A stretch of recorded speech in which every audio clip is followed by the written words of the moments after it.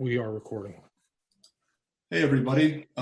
It's with great pleasure that I am finally interviewing the prolific William Ramsey.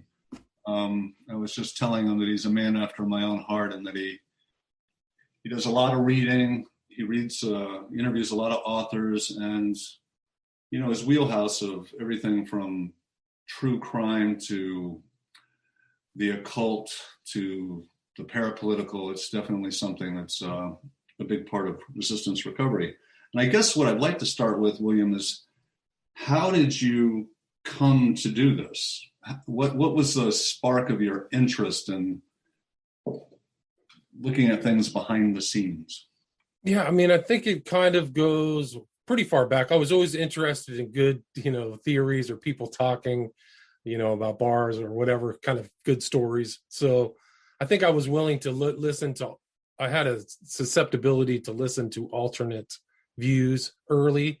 Then I went to DC. I was in DC from 95 to 98, and I saw a completely different kind of world than what was being put out into the media. So I was kind of within the bubble of, the loop or whatever of DC. And what were you doing in DC? I was studying to be a lawyer for 3 years. Where were you? I was at a law school in DC. No, I mean, what law school? I'd rather not say. Oh, okay. I just asked because I grew up there. I grew up on Capitol. Oh, nice. Yeah. Nice. Yeah. I was in, I had stayed in Northern Virginia most of the time. I was in Clarendon and Roslyn, but it was very easy to get to DC. The metro works really well there. So, just growing up there, I can say that you very quickly realized that appearances are all smoke and mirrors. Even as a kid, you can tell. I believe it. And there's you run into these old families and old sensibilities. I was from California. I was born in Nebraska, but I realized that the East Coast and some of these older families from Virginia, they operate and think a lot differently than maybe people in California do, where it's more of a melting pot. But it opened my eyes to a lot of stuff. Anyway, I worked briefly on the Vince Foster death, who was found at Fort Marcy Park. I worked for a lawyer and delivered kind of which was eventually actually added onto by the district court in DC, the DC district court, into the back of the Star Report eventually. Wow. So, and I actually delivered those to all the congressmen, all the senators. So I'd been around. My wife worked for a congressman. So, I kind of saw DC. I went to the Clinton inaugural in 96. And so I was kind of just an outsider, just trying to figure it out. But it opened my eyes to a lot of stuff. So I discount a lot of the corporate media from there.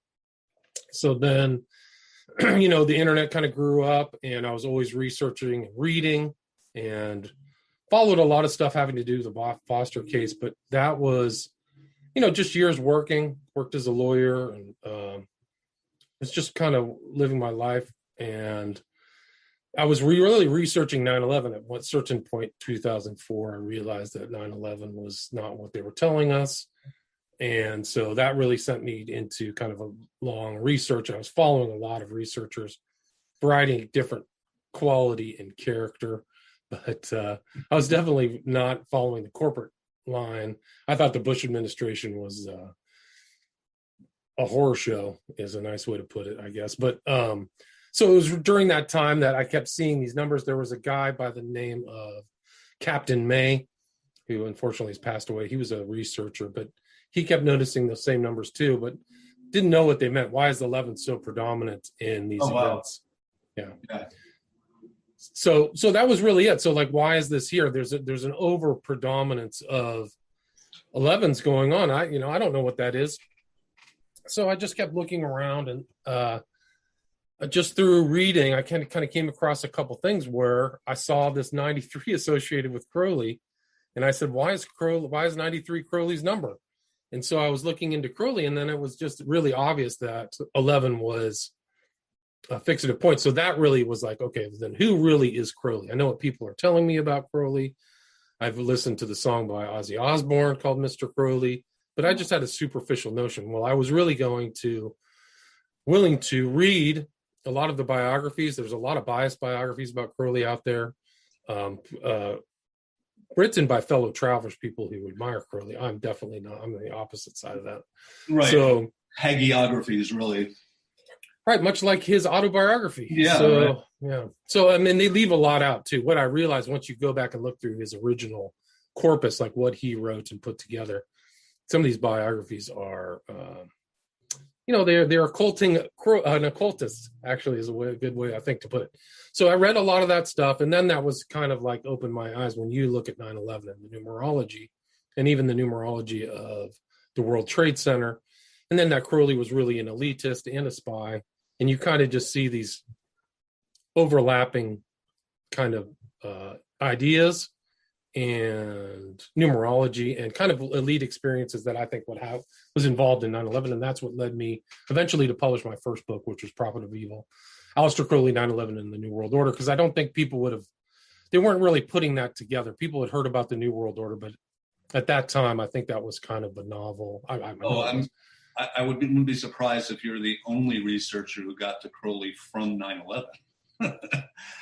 Yeah, it's actually interesting because I think that there's been more Crowley kind of researchers since I published my first book in 2010, it seems like. But I was kind of out there on my own. Most of these other people were Crowley, they're Thelemites. Yeah. So yeah. And there's still Thelemites out there today. I actually was following one on Twitter with like 15,000 followers. So they're around. They're actually still kind of a growing movement or kind of a religion. I don't think they have an expurgated, spoonerized version of Crowley provided to them. They probably missed a lot of the stuff that I put in my book. But so that was really that was my first book. I actually was printing it out on a printer. So I've had a 3-ring binder. Wow. I didn't. Yeah. So it was really kind of like they're out there somewhere. Those first original copies of Prophet of Evil are out there somewhere. So that was 2010. And really kind of, I pushed the book originally to publishers in the Christian community. I thought it was a Christian book. And they were trying to work me so bad. Like I kind of like was shocked, like, oh, you'll get 5% of net or something. I'm like, 5% of net, I can put this up on Amazon and get 70% of what I sell. So I really that would kind of started me on the self-publishing route, which is less common maybe as it is now.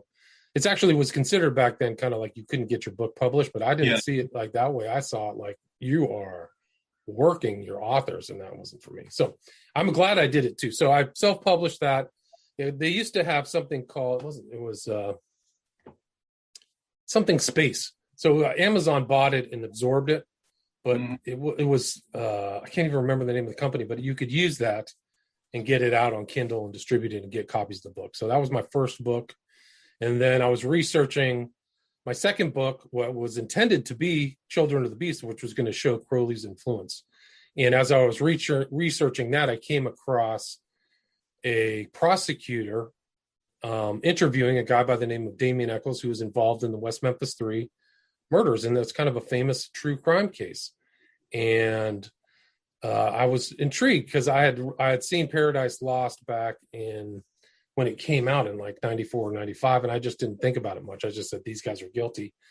And I'd heard that there's this whole move to get them out. So that was another kind of thing where I had to unpeel this, like the Gordian knot, like what is the truth of the West Memphis 3? Because everybody was saying at that time they were innocent. And I'm saying, well, they were found guilty in court. Why do you keep saying they're innocent? Because they went through the legal process. And I've realized that at the beginning, there was a lot of problems in there. Obviously, there's still a lot. So I stopped writing Children of the Beast and I wrote Abomination, Devil Worship, and Deception in the West Memphis 3 murders. And Crowley, it really is involved in a lot of that. So during that video that I was telling you about the prosecutor, he had Crowley's Magic and Theory and Practice on his desk, which I would never see in a court of law. Like, it was just, it's such an anomaly. I was like looking at that going, what the hell is that doing on there? Turns out Eccles is a Thelemite. He was a member of the OTO in Arkansas, an admitted one. You can actually look up this article. You can just type it into your search engine. It's called SK931. And it is an OTO letter that describes Eccles and his thelemic. And what I learned to find and what I learned from Crowley is a lot of these guys will cross in between different occult orders or just crew cult orders. Crowley said he had so many badges and insignias and stuff that it would bury an elephant, because he joined everything as well. Anyway, so that was the West Memphis 3 book that came out 2012. They threatened to sue me if they took my book off of Amazon. I got it back on. So that was kind of like, punching the hornet's nest. So then, I kind of covered that. I interviewed a lot for that book. And then I published, I think a couple years later, Children of the Beast. That was my third book. And so that was, my first 3 books. And then what else have I read? And then I've just published one last year. But then I did 5 documentaries. I did a couple really lousy documentaries back in 2010 that were an atrocity, really. One was called Occult Hollywood, and the other one was called Prophet of Evil, based upon my book. And then I upgraded those, and they're on Vimeo. So I have 5 documentaries on Vimeo. And then I kind of got tracked into this whole smiley face killers phenomenon. That was kind of made 2 documentaries on that. My smiley face killers phenomenon book documentary was 3.5 hours long. You can see it on Amazon. Wow. And I thought that was another thing where kind of like I had to peel back the onion to try to really figure what was going on. I thought it was kind of an urban myth. I remember hearing about it, and the 2 guys who started it, and they were, Gilbertson and Gannon wrote a book called Case Studies in Forensic Drownings. But it was when I started reading it, I found it was a much broader event. I met a lot of researchers. The fortune one was a guy by the name of Jim Smith. So he was, I think, the director on that documentary when I put it out in 2017. And I had really good reviews from that. I mean, it was just, it's a micro budgeted, all my books are micro budgeted documentary. But I think the fact comes across that there's a phenomenon of young men, college-age men, out at bars, disappear, oftentimes for a long period of time. Some of them are gone for like 40 days. One comes to mind. His name is Dakota James in Pittsburgh. So that was my documentary 2017. And then I did a follow-up to that called Smiley Face Killers, The Global Slaughter Continues, because it was a globalized thing. It's happening in the UK, it's Europe. The English-speaking countries are far easier to figure out, but I found some in France, Netherlands, very suspicious. And there are some in Europe. Austria, Germany. So that was my second documentary. And then I did the 3 documentaries. I upgraded Prophet of Evil. I upgraded Occult Hollywood. And then I did a documentary on Children of the Beast. And then I published that book last year called Global Death Cult, which the subtitle is Global Death Cult. Hey, nice. Global Death Cult. Order of 9 Angles, Adam Waffen, and the Slaughter of the Innocent. So that was kind of like my entry into kind of right-wing occultism, farthest right-wing occultism in the underground. And then I really just updated that like about 3 months ago because so much has happened. There was a bust. There was an FBI informant. There's a murder in the UK. There were a lot of court trials that had conclusions on some of these far rightists that were online causing trouble with like Solomon and Krieg division and fewer Krieg. So, and then I kind of write little articles. Like if you go to my website, you can see the little articles that I've done on a variety of different subjects. I'm on the West Memphis 3. I wrote about Marlis Perry, some occult crimes, and just whatever kind of comes to mind. So, and then I started my podcast. I worked for Ed Opperman as a producer for 3 years, the Opperman Report. Mm-hmm. I had my first interview on, I had her on just recently. Her name was Corrine Hutzabout on my YouTube channel from 2016. I just had her on recently. She's a great guest, really fascinating, who knew a lot about pedophilia and the Dutroux case. Oh, wow. She was in Belgium, in that part of Belgium. She has like 20 books that should be published or should be translated in English, but they're all in Flemish or French or something like that. But anyway, the point is that like I started interviewing people for my YouTube channel. I was working for Ed at the same time. Then they stole my YouTube channel. As far as I'm concerned, Google did. I can't even get into it. Oh, wow. And then I kind of transferred everything over and really started a podcast. So I took my interviews, took the audio off, then started a podcast, and I kind of been working more on that. And it really was a vehicle to sell my books. Initially, that's really what it was. It was like, I can reach more people and sell advertising or let them know my books and videos are out. And so then it's kind of grew. Like, according to Listen Notes right now, I'm in the top 1% of podcasts in the world. So there's a decent amount of people listening to it. And I've had a lot of different authors, like you said, a lot of different authors, things that were kind of pretty idiosyncratic, things that I'm interested in: espionage, history, book writers. I think that the writers of the books make great guests. I find it more edifying, and the subject matter is kind of condensed. It's not like a conversational style where we talk about everything. We just kind of talk about their books. I just give underhanded pitches to them and let them go. And I think and it's kind of an introduction to the book. So you've got somebody who's an expert on whatever they're talking about, first person, hopefully. Sure. That's kind of what I've tried to emphasize on my podcast, and that's titled William Ramsey Investigates. And I kind of came up with that because I was so disappointed with other investigative journalists either being corporatized or politicized. So you almost never hear the words liberal, conservative, Democrat, Republican on my interviews. Like, I just don't want to talk on those terms at all. No, I really appreciate that about your work. Well, as a listener, I just would like to note a couple of things. So I'm 58, and I'm a product of sex, drugs, and rock and roll, and got acquainted with Crowley at a young age. And I read the Book of the Law, and I read Theory and Practice and all that. And you would read those sections in the Book of the Law where he basically talks about, child murder. And I can just remember that I had a revulsion to it, but there was something in me that just let it slide. I didn't explain it away that it was a euphemism for something else. And it was because Crowley was such a countercultural icon. And, Jimmy Page and Sgt. Pepper's and on and on and on. And it's really remarkable that now, and I would say you're kind of leading the vanguard of this, there's a series of researchers who call him out and say, no, he actually meant what he said, and then some. And then the other thing that your work does that I think is just remarkable, I think this was really evident listening to David Livingston, and that's a fantastic interview, by the way. Thank you. But that there are these sort of right-wing occultism, and there's even sort of a right-wing financing and backing of much that passes for the New Age. Right. And that is, that's wild. And I think it really needs to come out. Yeah.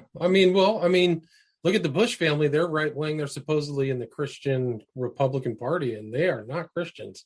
So there's money coming from all things. But I think Dave Livingston's Order Ab Chaos really covers the kind of old money, bloodline, literal fascism of the right and what they've been up to and how far it really goes back. I think his work is really fascinating. But that was actually when I talked to him more recently, my old YouTube channel, which I can't get into. Our earlier interview about that book has like 10,000 listens. So that was like on that site, one of the most listened to interviews. But yeah, I think. And the thing that he does that's so crazy, and I think Jason Horsley does this too, is he shows how there's also at the same time this sort of weird progressive line, so-called progressive in eugenics and in the sexual revolution. And that meets this kind of 1960s libertine ethos. And I find myself going, no wonder they called it the counterculture, right? They were being serious. They are going to counter the culture. Yeah, it's about culture creation, Fabianism, slow change. The 60s was not a slow change, but what's really fascinating is how many of those guys have the money, the Mellon family and like behind Leary, they have the money to really influence and want to change culture. What was the Horsley's book? Prisoner of Infinity, how occultism, Fabianism Right. shaped them. I forgot the full title of that, but I've interviewed him. I've interviewed him about a lot of his books, but I think that's it. I mean, it's surprisingly, and I do think that it really is a pyramid where a lot of these secret families are puppeteering the left and the right. So I think that's evident. Yes. And that's like super disturbing. Yeah. I mean, and the culture creation. So like, think about the 60s, how many people are involved in that, and that like the Fund for Human Ecology was a CIA front. So many CIA fronts in these big schools that were influenced. I think that Leary was an FBI agent or a contact. I think he said that he was a CIA agent, now that I remember, because I covered him in depth in Children of the Beast, because he thought he was carrying on Crowley's tradition of kind of sex and drugs. Yeah. So he was at Busada, where Crowley was with Victor Newberg. He was there in Busada with a drug dealer, Babbitt. I forgot his name, Bobbitt. But that's when Crowley said, I mean, that's when Leary said, our lives are following the same path or whatever. There's some kind of weird mystical connection. And he actually had Crowley's I Ching cards, and he was known to throw tarot. So that's like one of the secret things about Leary. And he's this counterculture guy. There's really amusing, I mean, you want to talk about both sides. There's really amusing debates between Leary and William F. Buckley, right?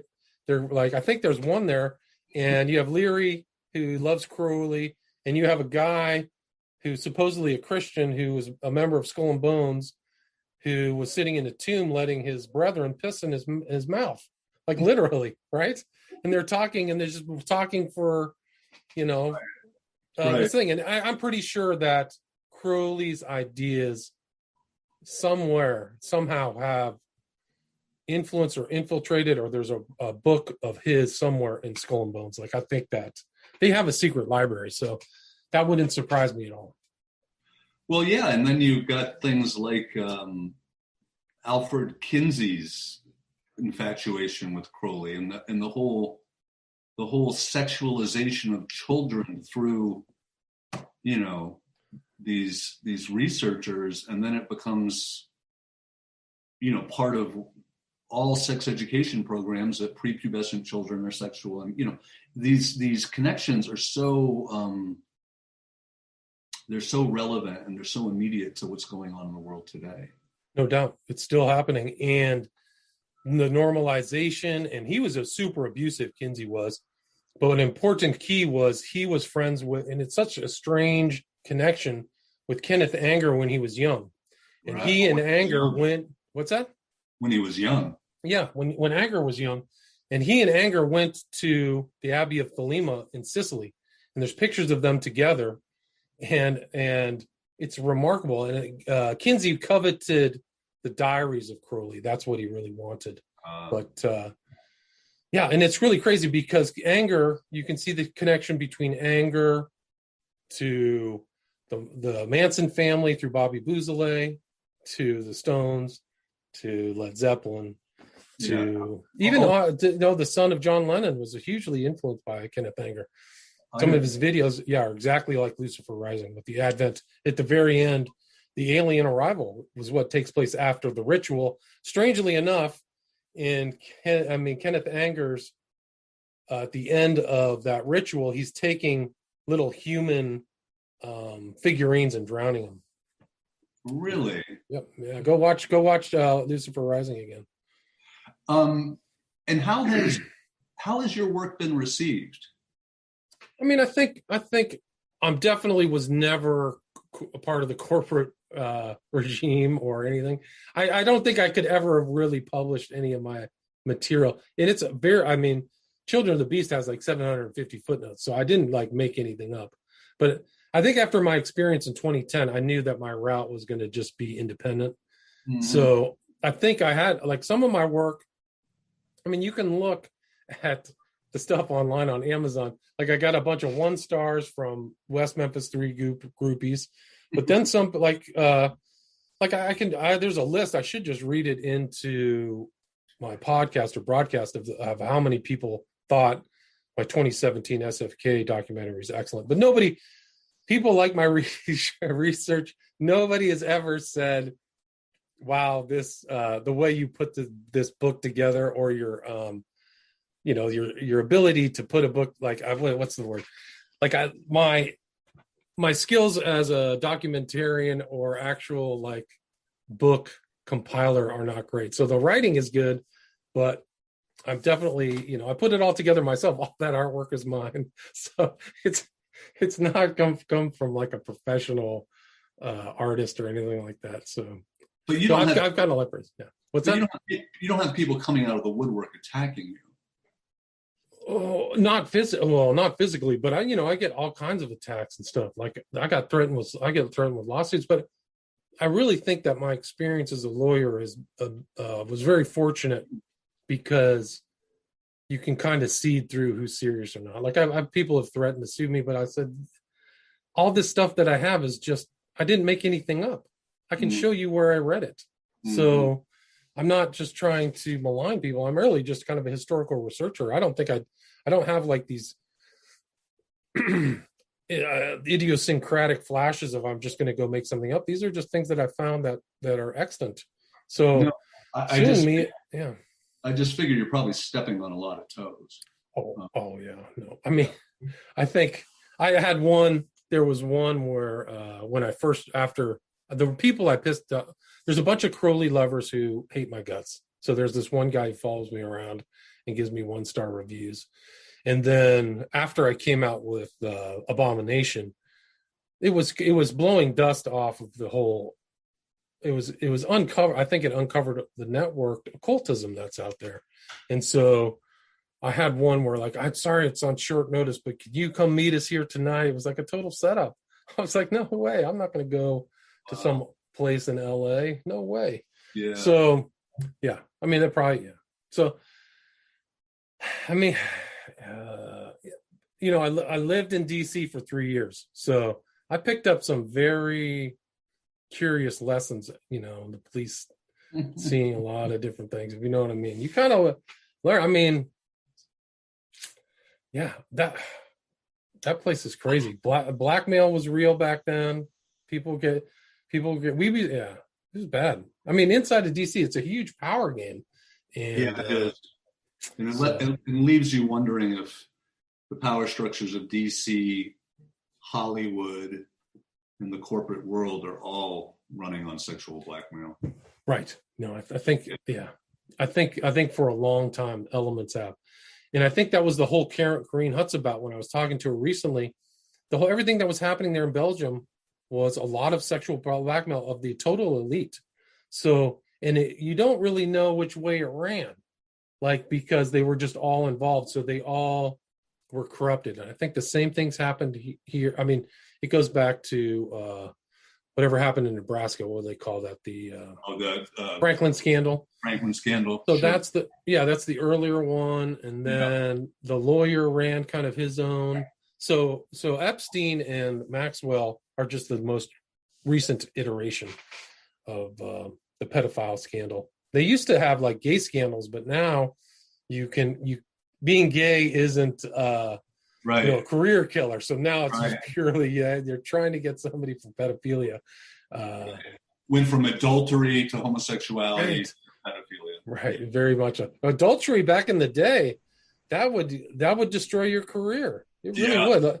There was stories like it's hard to think about this today, but like the Kennedys were adulterers, but they didn't want it to come out because it would just destroy the whole Camelot image, that they were sexual, all over the place. And so there's a lot of reasons why they didn't want information like that to come out. But today we just would think that's so quaint, like, oh, you cheated on your wife, so what? Mm-hmm. But back then it would have ruined Bobby's career and John. Now we know that John Kennedy was like, what's the word? A sybaritical, libertine, right? Priapic. Priapic, good word. Yeah, good.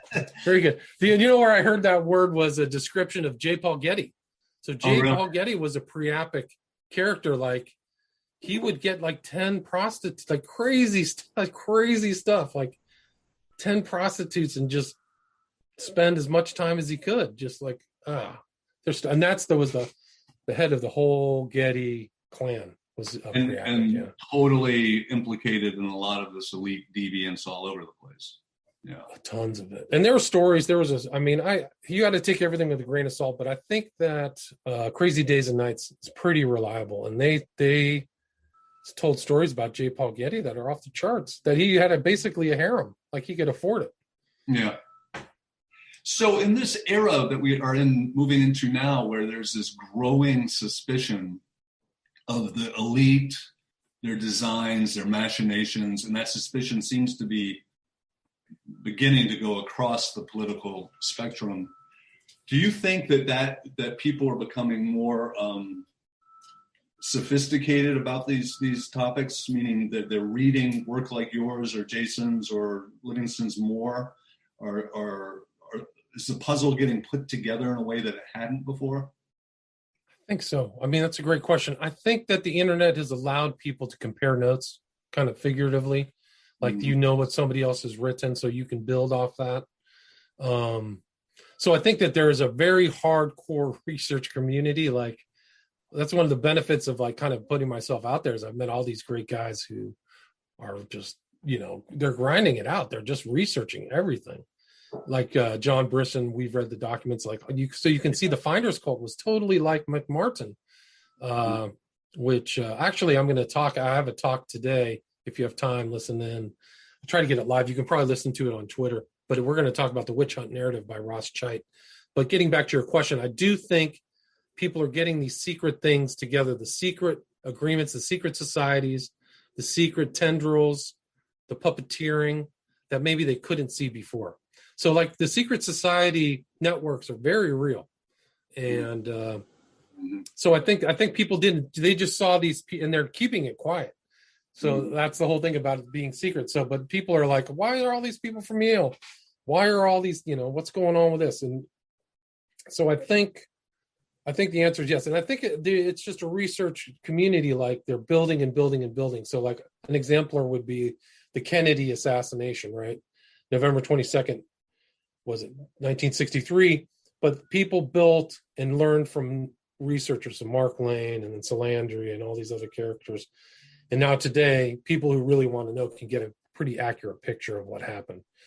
And I think that in these other ones too, these pedophile networks and the Brownstone, Compromat, corruption and stuff, I think people are seeing more and more of that. And I think people are fascinated. I mean, at least on my, from my experience, like they really want to know about Epstein and Maxwell and really what's behind them. Right. I think I sense that in my show. Yeah. Yeah. Do you feel that there's also increasing sophistication about the misinformation that's spread through all this stuff?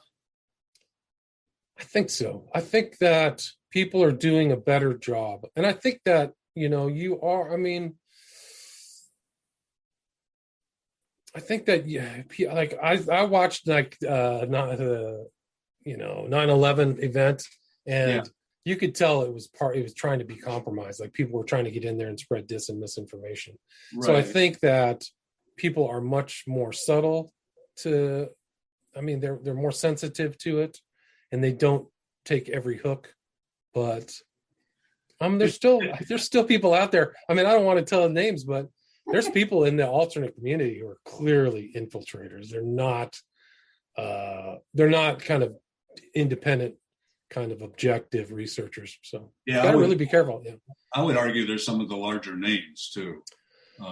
Well, I mean, you got to be careful about saying those, but yeah, I mean, I have my suspicions as well. I mean, know who. Look, do you know how much the FBI spends on informants per year in the United States?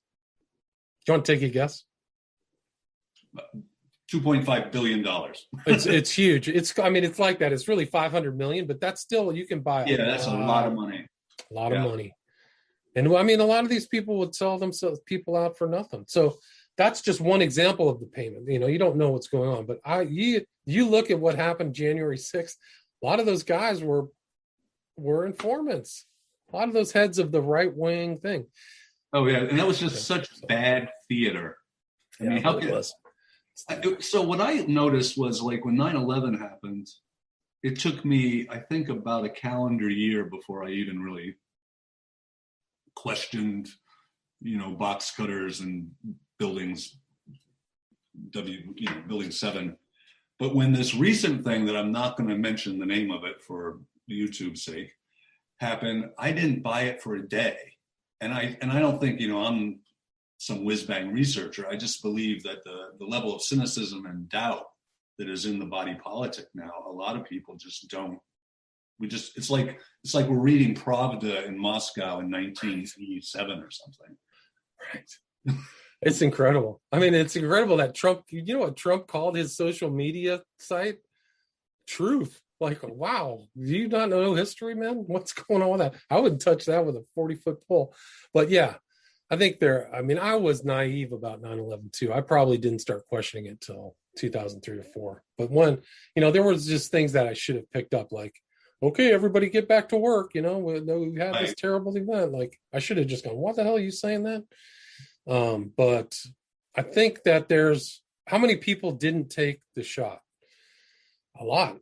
Mm-hmm. I think it's like almost, 60 or 50%. I think I had something. The test said that I had what they say you have, but I never got some card that says I have natural immunity to get all of us to herd immunity. And that should tell you everything you need to know about this event. It's totally structured and fake. So scripted. Yeah, heavily scripted. Yeah, no, there's a good book. I wish I could remember it offhand, but it was really about how far this goes back. It didn't come out of the ether. It didn't come out of nowhere. It was worked on, and people were thinking about it. Did you interview Ed Haslam? Was that you at one point? The guy who wrote Mary's Monkey? No, I should. I would like to interview him, though. Well, I read that just a little while ago. And what was wild about it is it goes to 1960. It takes you to these not big research universities, places like Tulane. And they are researching cancer. And they are taking these tumors from rats and mice, and they're grinding them up. And then they're hitting them with a particle collider or a particle. Anyway, it's one of those things, and it has a lot of industrial uses. I learned all that in the book. And then they would take the irradiated tumors and they would inject them in monkeys to see if they cause cancer. So it sounds like, they're trying to weaponize cancer, what have you. And Fairy and all these characters are in the book.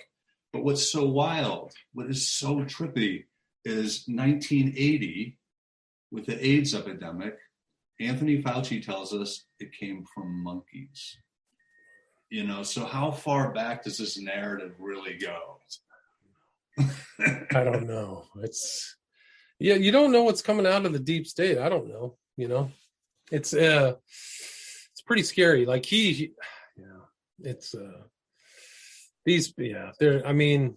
I'm just not impressed by these people at all. I don't think a lot of those people are really working for the interests of the American people, which is really against the purpose of why they're supposed to be working in those positions. No, that's so true. Any new research coming along? Anything? Well, I've just kind of been putting things together. I've got some things on the horizon.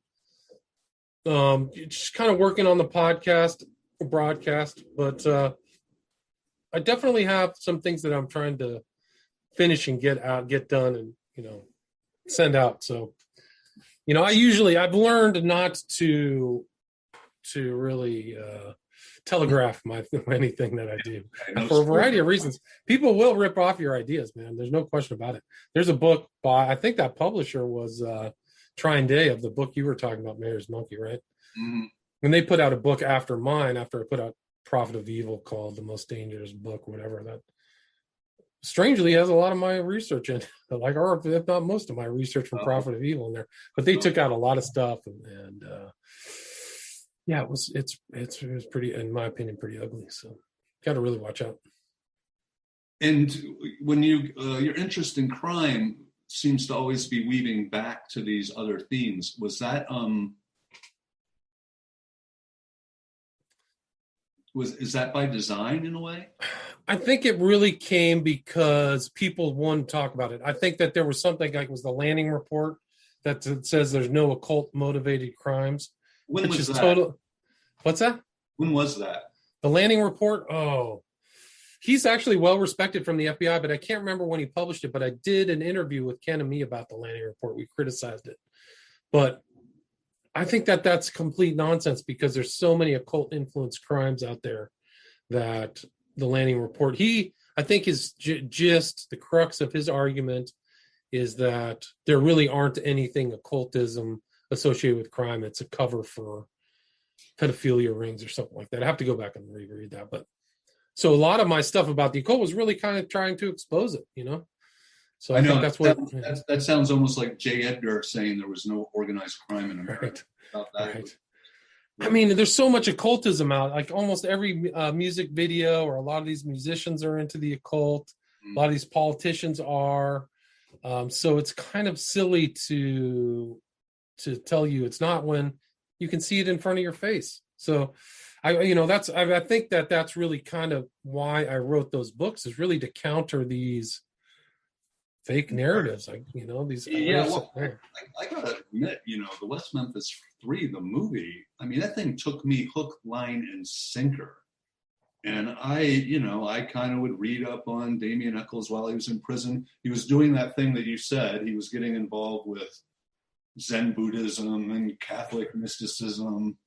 And then when I read, I followed a bunch of your interviews on it, I had to really look at, one of these funny things is I'm beginning to think that spiritual growth now has to have something to do with deprogramming yourself. So you really, at some point, you have to say, man, I'm as much of a sucker as the next guy. And to the extent that I think I'm not a sucker, they've got me, Interesting. Yeah. Yeah. And your West Memphis Free stuff couldn't have been more like that. I mean, it preyed on a certain kind of sympathy, a well-meaning sympathy for these poor, redneck kids in Arkansas who get framed by these lazy, corrupt cops and DAs, and then they enjoy the support of the Johnny Depps of the world. And what could smell bad here? Right. It's a good story. I mean, the PR guys put together a good story. You can't blame them. I mean, I was one of the most naive persons on earth up until 25. I did what I was told. I went and got educated according to the paradigm that you're supposed to. And I had to really re-educate myself. It's really kind of odd, but something happened where I had to go back and kind of process everything I learned. And a lot of it was baloney, just a lot of the stuff that you're getting in high school and the stuff I missed. But so I wish I could say, like, I'm 53, so I wish I could say, like, I didn't have that, this is S, this is Shinola talk. I had to kind of learn it myself, but there's a lot of S out there. And I don't want to get too personal or anything, but did this cost you personally when suddenly you went from being the guy who was sort of playing by the rule book to questioning 9/11? Did the people? I think it cost me just working under the whole Vince Foster thing. That's really where it started. It didn't start. So, I mean, my life would have been a lot different if I had just stayed away from that whole thing and not really read about it or hung out. Like, I used to hang out with Patrick Knowlton, who was at the park, John Clark, these guys. Like, it gave me a whole different outlook. I've done a lot of interviews with guys around that, Dave Martin and Hugh Turley. I've done a lot of stuff about that, and I talk about it, but that's really where it started because, I mean, that was an incredible case. And it was all over the news, if you remember. During that time. I do. And but was it in Capitol Hill in the bars and such? Were everybody talking about the inside scoop? Yeah. I mean, people know. We used to joke about the next death, the next person who was going to be found suicided, jumping off a bridge, finding dead, There were a lot more deaths in D.C. during that time that just weren't reported. There were people getting greased 2 or 3 a year. And so people knew. We were in the law school. We knew. We joked about it. People just didn't talk about it. They knew it. It was kind of like you survive on that information. So people wanted to know, but they didn't really. You just kind of played the game. Yeah. So I think, Yeah, I mean, yeah. I mean, there are stories you don't want to get called a troublemaker, you know? That's Right. kind of one of the things. Well, And if you go along with the program, everything's fine. You earn your bones. Like Arlen Specter earned his bones boy, during did the he. Kennedy assassination. Yeah. So he was fine for the rest of his life. Interesting story. When I was delivering all that stuff, the addendum to the Star Report, I went into Arlen Specter's office and I went to all their offices. So you kind of just see what these guys, how they operate. Arlen Specter had this kind of like brag picture framed things with all the famous people he was friends of, but they were smaller and they went almost all the way down to the floor, like behind the chairs. Like he could not put up enough pictures of himself with famous people. There wasn't enough wall space. So it was off the charts. Like you just saw that vanity there, of that element of vanity. And he was one of those people who just went with the story. So he was the establishment just probably rubber stamped his career from right there. Done. Get up there, go to the car and tell the single bullet theory for everybody. You're done. So I didn't go that route.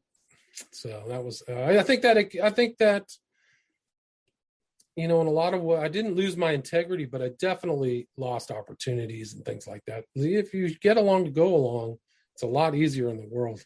I mean, it is, but it almost seems like they block integrity out. I mean, I work in an industry. I've been in substance abuse for years, and there's so much money in that industry now that you're having the big fish swallow the small. It's the corporatization of the industry. wow. Amazing. And what you see is something not unlike Hollywood or fraternities, where the people at the top really engage in highly unethical behavior. And now, because you and I were at the party together, we got the goods on each other. And therefore, the person with integrity is he's not going to get invited to the boardroom. He's a liability. Right. He's a danger. He's a threat. Yeah. And he's a threat of exposing us, right? Yeah. Yeah.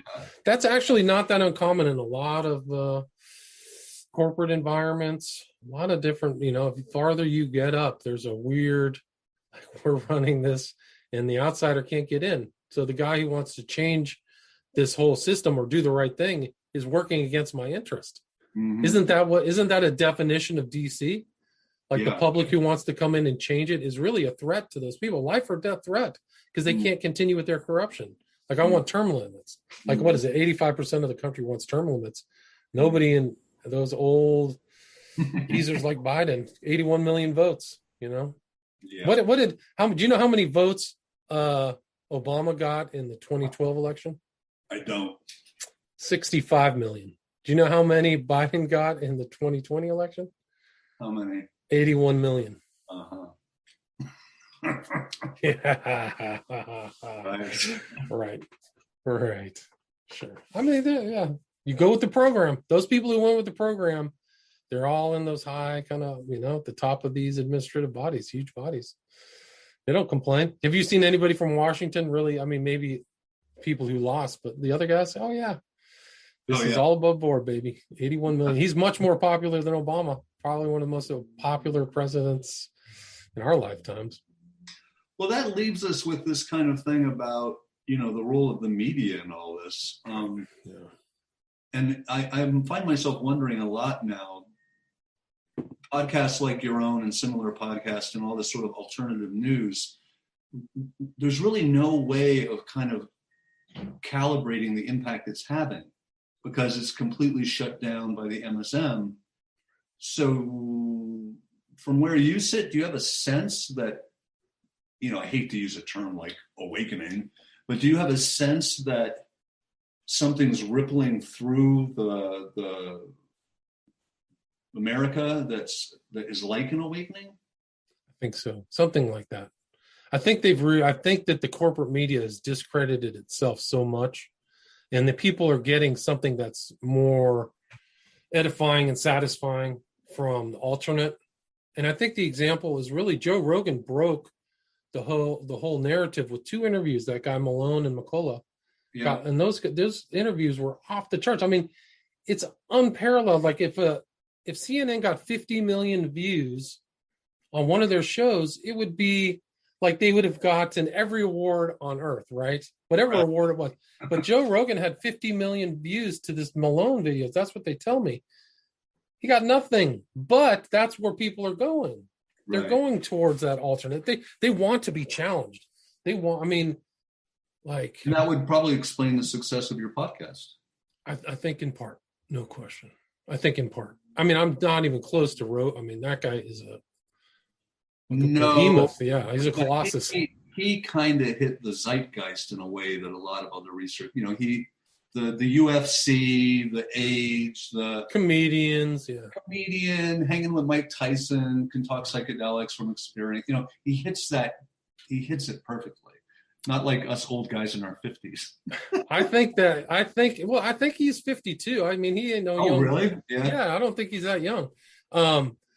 He have you ever heard, do you know he kind of came up he was friends with Jan Irvin. Do you know who Jan Irvin is? No, I don't think so. Yeah, it's Gnostic Media. Have you ever heard of Gnostic Oh, Media? yeah, no, I know about that. Yeah, So sure. they came up together, but I mean, that was, and Jan is like a psychonaut too, and Joe Rogan is too, right? So I think they came, but I think Rogan learned from some of the mistakes that some of these other guys were making. So he's clever. He's very, I think I have to give him credit. I've criticized him on certain stuff. He's had so many people on his show who are 1 degree of separation with Epstein and not asked him any questions. Oh, really? Yeah. He had Epstein's like chef. He had this guy who literally cooked for Epstein and Maxwell. He's talking to this guy's from my favorite steakhouse. Barry, I think was his name. This guy's from my. What did they talk? Food? Yeah, they just talked about food. It was incredible. He would be like sitting across from like, I don't know, Robert Maxwell or something, and just talking about boating all day. Like, Yeah. just like, dude, this is so important. What was it like being with Epstein? What did he like to eat? Who did you see? Where did you go? Right. Nothing. Have you been to the island? What did you see? Yeah. Who did he hang out with? Yeah. Nothing. So important. You signed some closure forms. It's interesting because that whole, I mean, you don't know much about the perpetrators, right? You have the victims, you've got Epstein and Maxwell, but who their clients were is oh no, that's right, not overt. Yeah. And with the death of Brunel, that's going to be even harder to find. Yeah, I would be sweating if I was Maxwell. If I was Ghislaine Maxwell, I'd be sweating every day. That somebody wants that cleaned up, I can assure you. So one thing I was told, let me tell you another funny story is somebody told me this. I talked to a lot of people, but somebody told me that they had friends who were up in the hills of Hollywood, and there were these 2 parties taking place. People were celebrating and having fun. And then Epstein was found dead that morning. And he thought that he was going to these houses that they knew Epstein was going to be killed, and they were partying in advance before the notification. Is that amazing? Yeah, that's really amazing. It's believable, but it is amazing. I often wonder if he just had so much blackmail and intel that killing him would just be a sigh of relief for a lot of the elite. No doubt. And dude, there were tons of people. The FBI came and took away the computers everywhere from Paris to New Mexico, and there you go. Well, that safe had pre-opened evidence, so it had gone to the FBI and then had been returned. That's what I think had happened. And I mean, just Gates himself was heavily tied in with Epstein, so that was probably part of his divorce. Mm-hmm. So he was probably very satisfied when that news came through. I mean, you can't impute a lot of stuff to people. Like, I don't have the evidence, but you're right. There were lots of people, thousands and thousands of people who sided with it. There were very nervous men who were sitting at the table with their wives and kids with just sweat pouring down on their foreheads and their, rivulets, like it's Airplane, the movie. Like, I hope my name never comes out because they get divorced. The wife walks away with half the money and the kids are like, "What are you doing, Dad? Where were you hanging out on this plane for?" There were so many people involved, man. There were so many people involved. So it was really the culture. Yeah. I'm expecting you get a lot of intel that you can never talk about. I definitely have some. So one thing I'd just like to touch on, just out of appreciation before we're done, is one of my favorite interviews was with J. Michael Bennett, Doc Future, and really unpacking the way a lot of these organizations use the church as a front and cover, and I just feel like giving him an audience was really the right thing to do. He got in a lot of heat from the Christian community for criticizing them, because Liberty University is a cash cow. And the guy who runs that is not, he just says, I'm not a Christian. I think he came out and said, did he really? Like he's not, he said something to that effect. I'm not a believer or something. And he was the guy with the pool boy. So Mike Bennett's critique would be right in line with the Lord Jesus Christ, 100%, because these guys adhere to the letter of the law, to my opinion. But interestingly, he's one of the first persons who interviewed me when I came out with Prophet of Evil, and I was a nobody. I had no experience. Yeah. So you can go back. I think I put it up on my website, 2010 interview, and that solidifies me in time that I wrote that book at that time, because the preceding book was based on my research. But I got to give him credit, kudos for him for interviewing me, because I was printing out my book on like a typewriter or something. It was really sad. I didn't know much, I didn't know what I was doing. But he's intrepid. I mean, he'll call out Billy Graham. But the business about the Reverend Moon writing a check to save Liberty University, that just blew the top of my head off. And then, going after, figures like Aldous Huxley and his relationship to Bill Wilson and all that. I mean, he's just doing it. So he really is. He's a great researcher. And he was in the movie about the Georgia Guidestones too. You should check that out. Yeah, that's right. Yeah, because he's also buddies with Steven Snyder. Yeah. Steven Snyder, Chris Pinto. Chris Pinto was a good director of really kind of non-corporatized documentaries. But yeah, he's been around. He's interviewed some interesting guys too. I think his whole repository of Dr. Future somewhere online, because I downloaded my interview with him there. But I'm proud of those interviews. Yeah, that book. What was the name of his book? It was Two Masters. Two Masters, Two Gospels. Two Masters, Two Gospels. And I think he's coming out with a second volume. Well, that's volume 1 anyway. So great research. Yeah. Well, William, this has been great. This is something I've wanted to do for a long time. I hope your audience finds it a little interesting, because you're kind of the man behind the curtain a lot of times interviewing. So it is, it's nice to kind of flip it around. I was the one interviewed for like 8 years. So I kind of learned certain things. So I just keep my mouth shut and let the guests talk, because, it works. It's simple. I don't have to do that much. Yeah, well, I do try to be prepared to read the book, but and I really appreciate that too, because I hate listening to an interview when it becomes obvious that the interviewer knows nothing about it. Yeah. The thing is that we've lost out. One of the reasons these books is like we've lost out on that deeper, and I think it's the corporate media has really shaped us, and the television, kind of deeper understanding. So a lot of my guests really know their subject well. So you're getting an expert or close to an expert on so many of the subjects. So it's so worthwhile, if you can, to just try to get those understandings. The other thing, it's like I've made just as a host so many ties and connections that I never would have seen before. And just simple research, not like uncovering a lost document or a secret society document or something like that. Oh yeah. When you said to David Livingston, you're blowing my mind, I'm like, oh shit, then I better read this. That's good. Yeah. His research is incredible. I mean, that's a great book. It's really, all of his books are excellent. Yeah. Was it The Illuminati, 3,000 Years? I can't remember all the titles, but I think that's what I'm trying to do, is try to get people back to, and I think that the technology has done it to us. So it's not just the TV, it's just being on your phone or, just small little snippets of information, even Twitter. Yeah. But Twitter what's interesting is I think the podcast is sort of the most intimate medium, and more so than even the visual, because you're taking it in, it kind of frees you up with your imagination. And so what you're kind of doing, which is really interesting, is you're taking the Gutenberg guy, the guy who wrote the book, and you're bringing it into this new medium. So you're sort of, bringing them together. And the long form, generally speaking, you're fairly long form. That really helps too. So it's kind of like binge listening or something.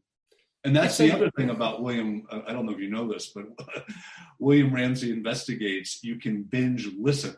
So if I'm driving 5 hours, I can just scroll, and that's really wonderful. And I think that's kind of a cool thing, is that it's always there, so you can reference it. But, especially if you're interviewing somebody from a few years before. Right. Yeah. I mean, it's still. Then my intent is to keep those kind of evergreen.